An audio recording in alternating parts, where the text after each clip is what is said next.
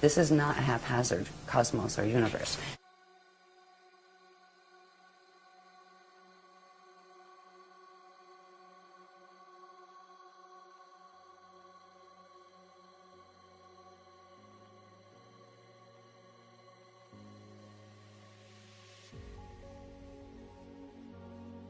If we're going to talk about what is happening on the planet now, it does involve ascension, and ascension does involve stargates, but what is ascension anyway? I'm just going to show certain diagrams that will show structure, because structure is important.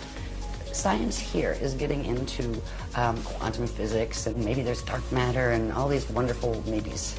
There is a whole order of these things. Yes, there's dark matter. Yes, quantum physics are real, but they have no idea the structures that are involved. You're going to understand what ascension is. You need to understand what context is happening in. And in the early days, they taught us about 15-dimensional physics. And that's not meaning there's only 15 dimensions. Dimensions run in sets of 15.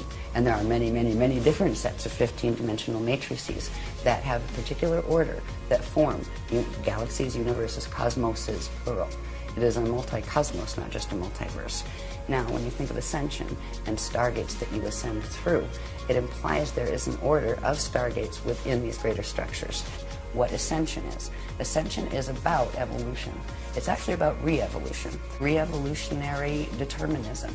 Yes, there is a predetermined framework of creation within which creation, occurs, but you have free will within that framework.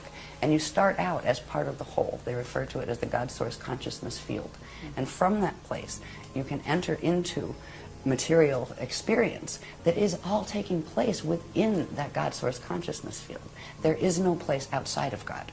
All of this takes place within the body of the consciousness of God Source. The structures in which and through which matter materializes and forms and identities individuate, they consider that part of the manifest body of God Source. And they're talking about the cosmoses being the manifest body. And there is a field of just pure cognition that is beyond that.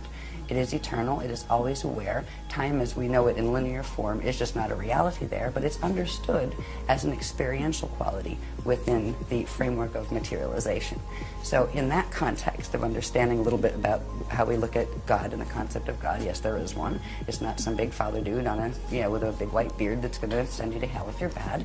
There is structure involved in this. Now we went through what is called Partakai creation, which takes it from the first unit of consciousness in the consciousness field of God that did something, went under certain changes. From those changes, that shape grew and literally created the spherical wheels within wheels, or spheres within spheres, that is the hidden structure behind all cosmic order, and even galactic order, planetary order, and your own body's order, and atoms' order.